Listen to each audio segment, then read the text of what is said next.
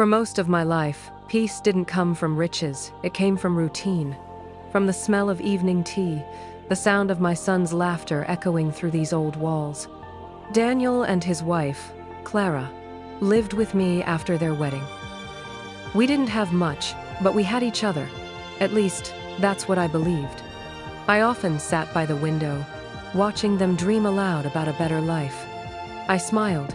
Even when I knew money changes people, I just never thought it would change my own blood. If I had known that a simple lottery ticket would tear through our love like glass, I might have thrown it away before it ever won. It was a quiet morning, until Daniel screamed my name. I rushed in, and there it was on the screen.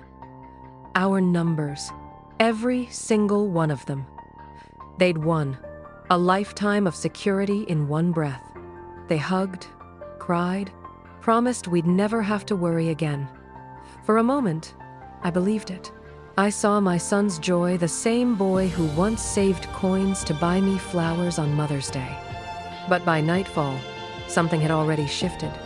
Their laughter became whispers, their smiles became secrets, and I began to feel like a guest in my own home. It's strange how fast love can turn into distance, and distance into danger. Days passed, and silence became our new language. Daniel stayed out late. Clara managed the finances, locking documents in drawers I once opened freely. I asked nothing, demanded nothing, I just watched. The home that once sang with laughter now echoed with footsteps and secrets. I wasn't angry, not yet, but I could feel something building, a quiet storm waiting for the right moment to break. It started with a simple question about the bills. Clara laughed, called me old-fashioned. Daniel told me to stop meddling, that he and his wife knew what was best. But I heard fear in his voice, not anger. I pressed no further, but his words stayed with me. Later that night, I overheard them, voices sharp like knives. "She doesn't need to know," Clara hissed. "Just get her to sign." The air felt heavy. I realized then I was no longer part of their future, only an obstacle in it. But they underestimated me. Silence is a weapon too, one I'd learned to wield well.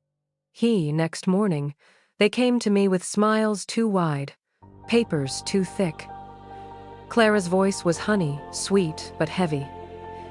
She said it was just a formality, something about protecting the new house under Daniel's name. I held the pen, but my hand refused to move.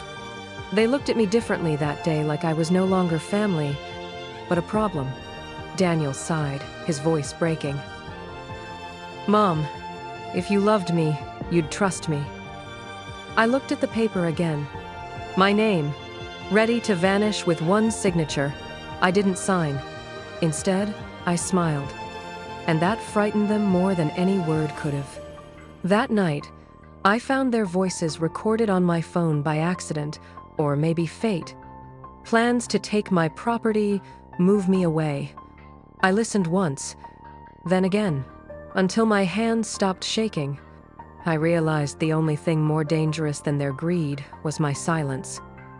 From that moment, I wasn't their victim. I became their witness.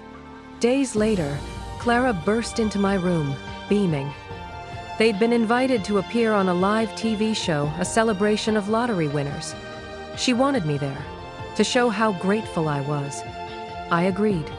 She didn't notice my calm. She mistook it for surrender. But I had already sent a copy of that recording to someone who would make sure the truth was seen by everyone. Under the lights, they shone like stars, perfect smiles painted on invisible faces.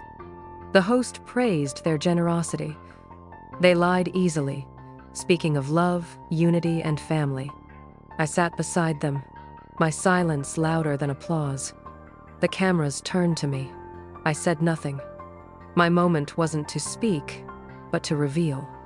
The video played their own voices, clear as daylight. Threats, manipulation, greed. Clara's words echoed across every speaker. Daniel froze. His hands trembled. The host's smile died. The audience gasped, watching masks crack even on faceless people.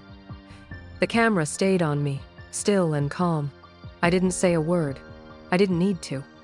They rushed to cut the feed, but it was too late. The truth had already aired.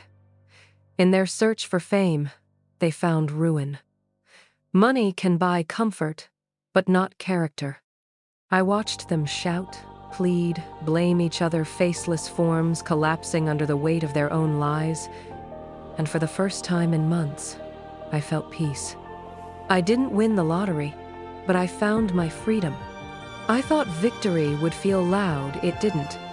It was quiet, like breathing after drowning. Sometimes revenge isn't about destruction, it's about release. I still keep Daniel's childhood photo near the window. The boy he once was still lives there, somewhere I can't reach. But I've learned to stop reaching. Love doesn't always mean staying. Sometimes it means walking away. They won the lottery, but lost me. And maybe that's what life does. It strips away what was false until only truth remains. No more lies, no more noise, just silence and peace. If this story moved you, don't forget to like, share, and subscribe. Your support keeps these voices alive.